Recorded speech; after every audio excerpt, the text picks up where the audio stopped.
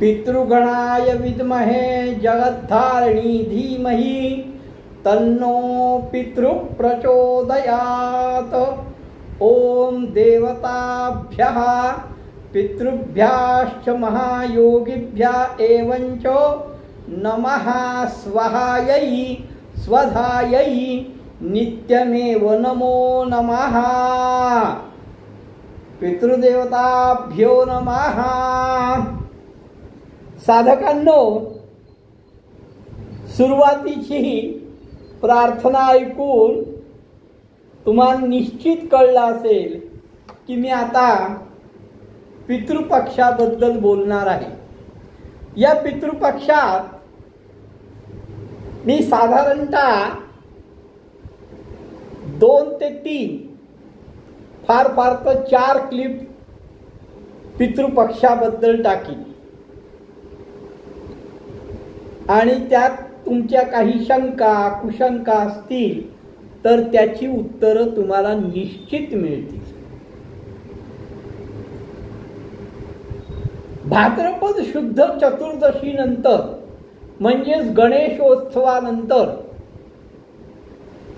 अनंत चतुर्दशीच्या या वर्षी अनंत चतुर्दशीच्या दिवसापासूनच म्हणजेच 17 डिसेंबर पासून पितृपक्ष सुरू होणार आहे।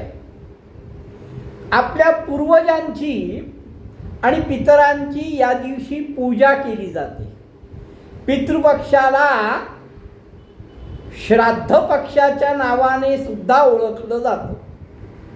श्राद्ध पक्षात पितृपूजा, पितृतर्पण, पिंडदान करणं हे सर्वात पुण्यकारक असं मानलं गेलं आहे।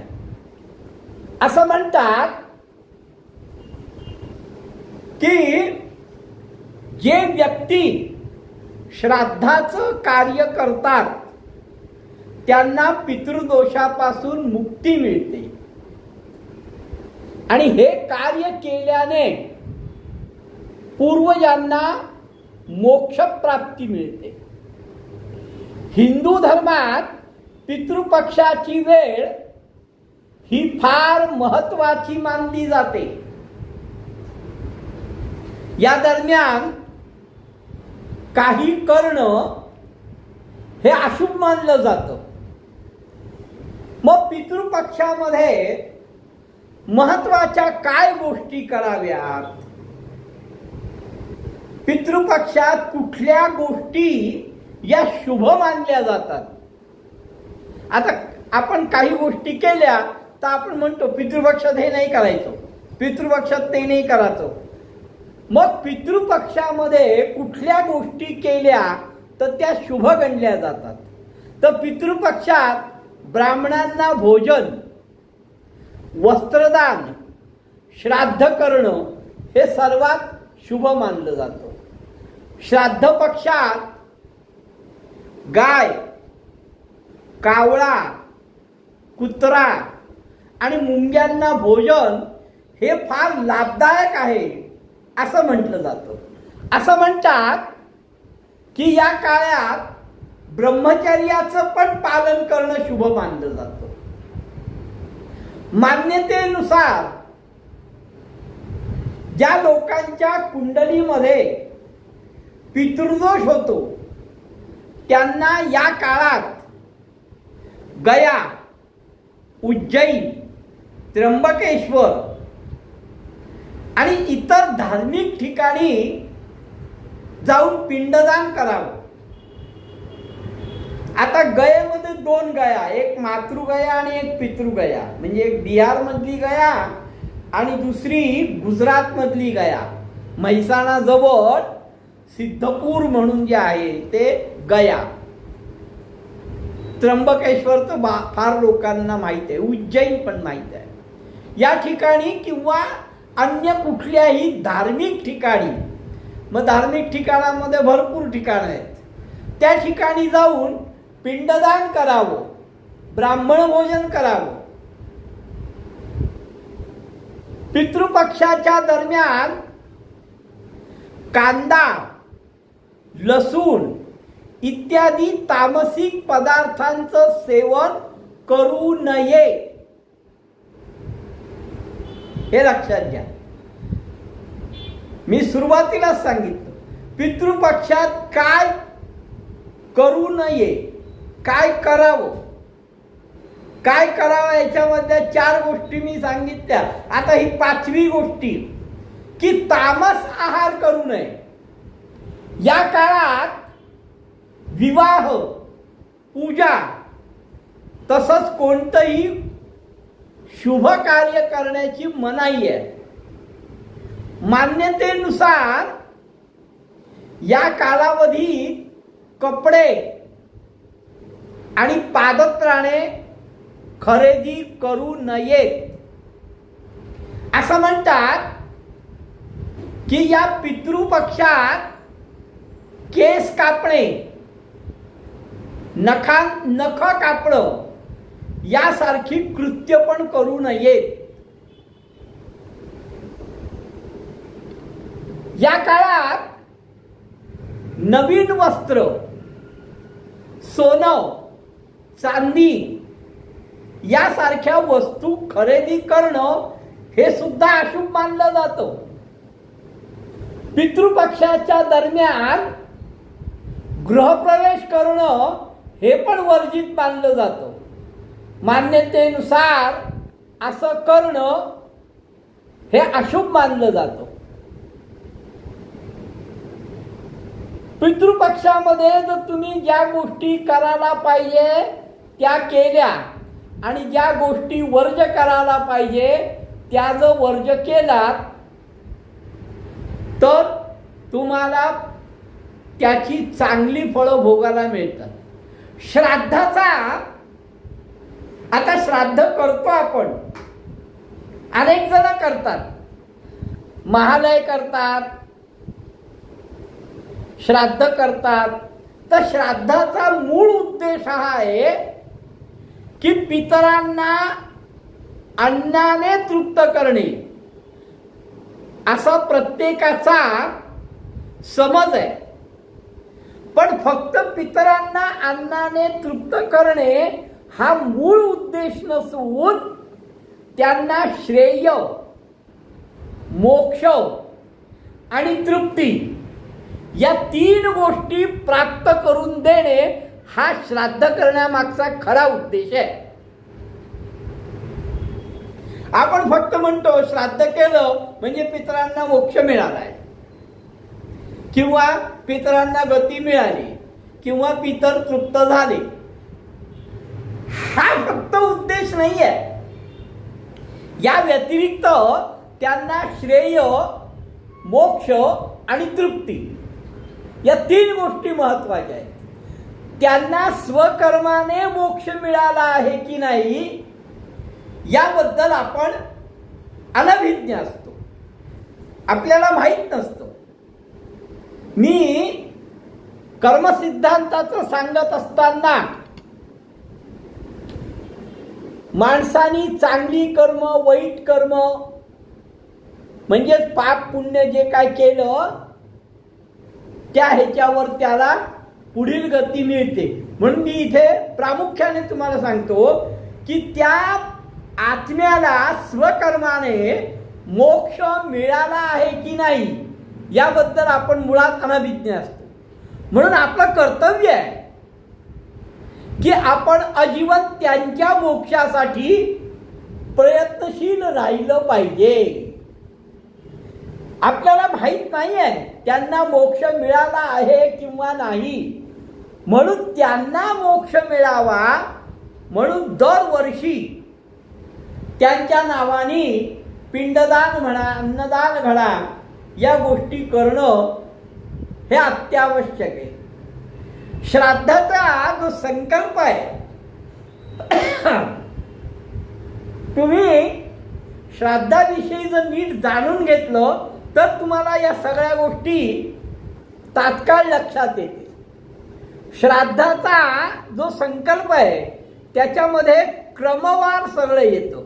क्रमवारामध्ये पहिले श्रेय येतं.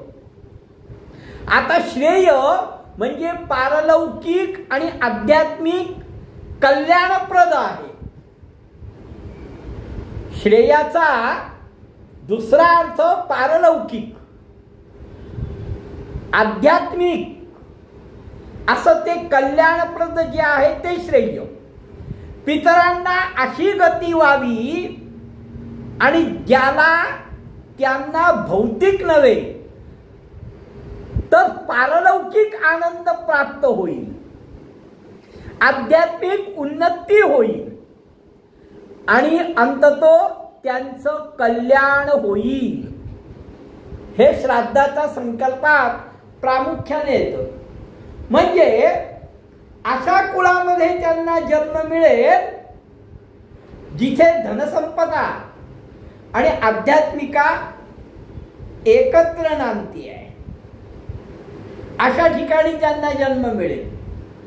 धनसंपन्नता आवश्यक आहेच, याबद्दल वाद नाही. कारण आपला बहुमूल्य वेळ हा धनार्जनासारख्या हीन कर्मासाठी व्यर्थ नको जायला, म्हणून धनसंपदा ही आवश्यक आहे. आणि आध्यात्मिकता म्हणाल तर ती फारच महत्वाची आहे.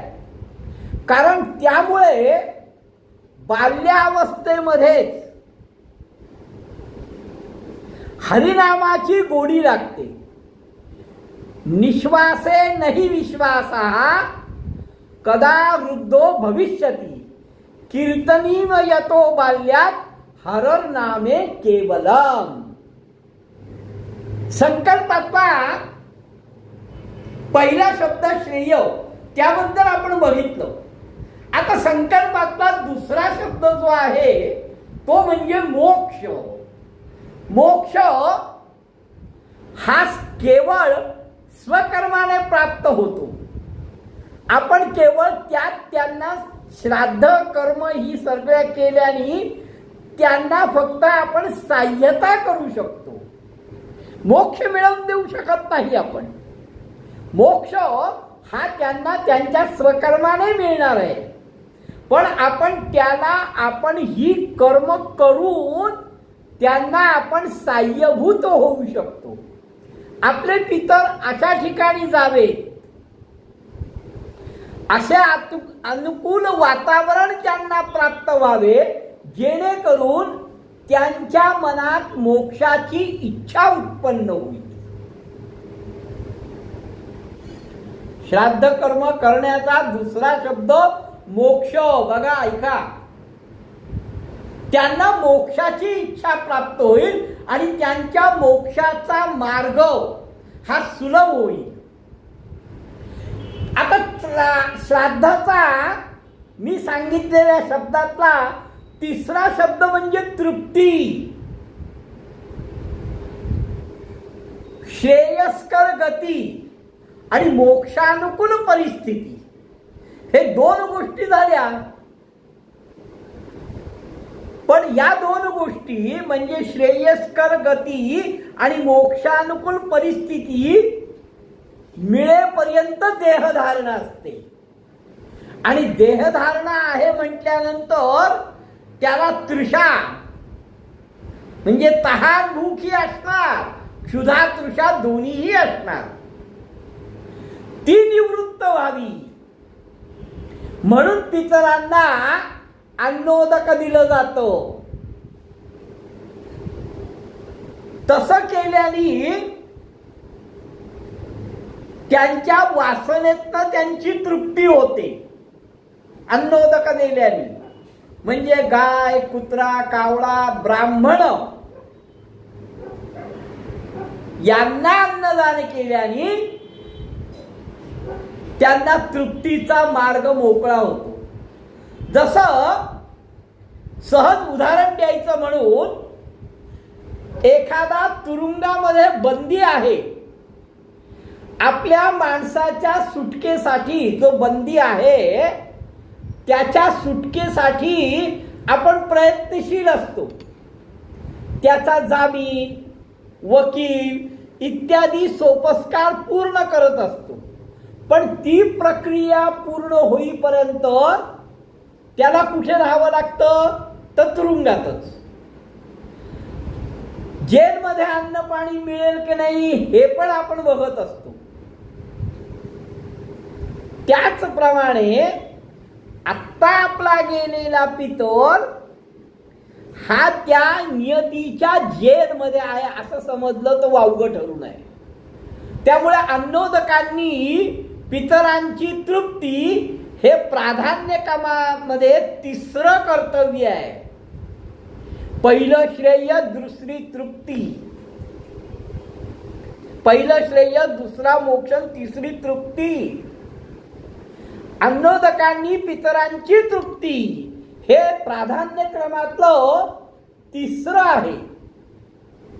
केवळ अन्नोदक दिल्याने फक्त पितर तृप्त होतील पण गती प्राप्त होईलच असं नाही. अन्नोदकांनी ते तृप्त होतील पण त्यांना गती प्राप्त व्हायला पाहिजे. म्हणून जे आपण अन्नोदक देतो ते विधीपूर्वक दिलं पाहिजे. म्हणजेच त्याला पिंडदान करून म्हणतात. त्या हिशोबाने अविधीपूर्वक दिलेला अन्नोदक त्यांना प्राप्त होतं नाही असं नाही. विधी न करता तुम्ही जर फक्त अन्नोदक दिलं म्हणजे कावड्याला दिलं, कुत्र्याला दिलं, गाईला दिलं, भिकाऱ्याला दिलं, हे तुम्ही अन्नोदक दिलं ते त्यांना पोचलं, ते तृप्त होतील पण गती प्राप्त होईल असं नाही. त्यांना कर्म पूर्ण होत नाही.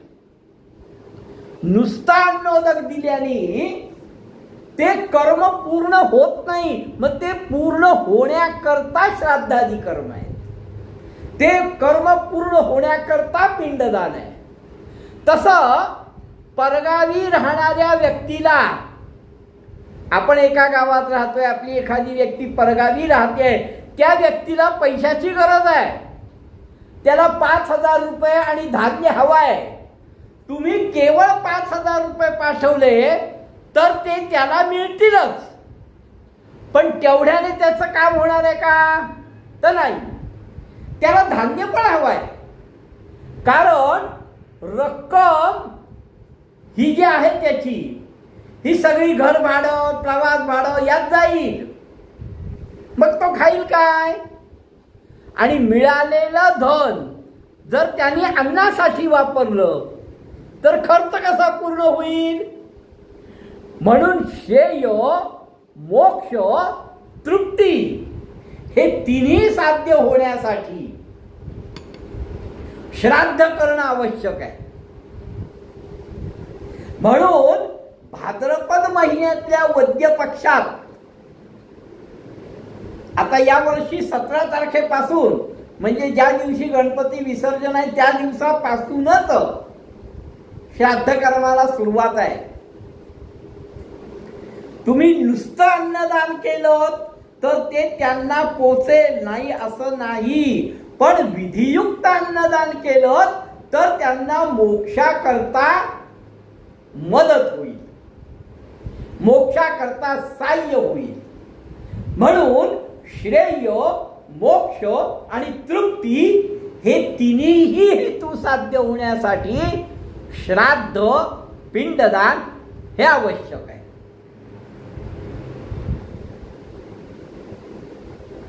बारा महिन्यात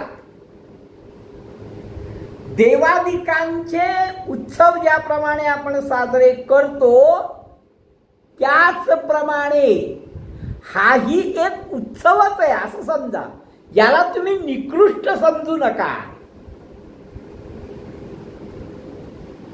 याला तुम्ही दुष्कर्म समजू नका. हा पण एक उत्सव आहे. फरक एवढाच आहे, हा उत्सव आपल्या स्वर्गस्थ पितरांकरता आहे. संकल्पात सांगितल्याप्रमाणे श्रेय, मोक्ष आणि तृप्ती या 3 गोष्टींकरता हा उत्सव आहे. आणि तो 3 गोष्टी आपल्या पितरांकरता अत्यंत महत्वाच्या आहेत. त्यामुळे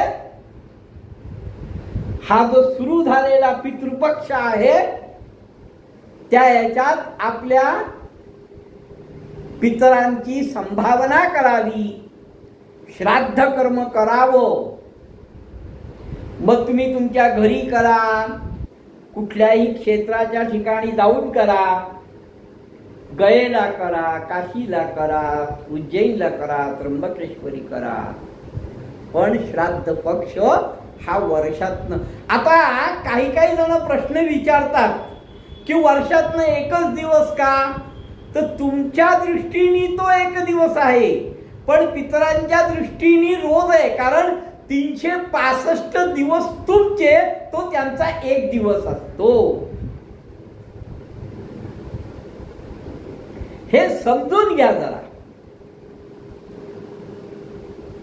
उद्यापासून श्राद्ध पक्ष करायचा आहे, त्या त्या तिथीला ते श्राद्ध करावं. यात तुम्हाला शंका कुशंका काही असतील तर तुम्ही बिनधास्त विचारू शकता, मी त्यावरही विवेचन देईन. सद्य फक्त पितृपक्षामध्ये श्राद्ध पक्ष, अन्नदान, वस्त्रदान हे करावं एवढंच मी तुम्हाला सांगू इच्छितो. नमो पितृभ्यो नमः.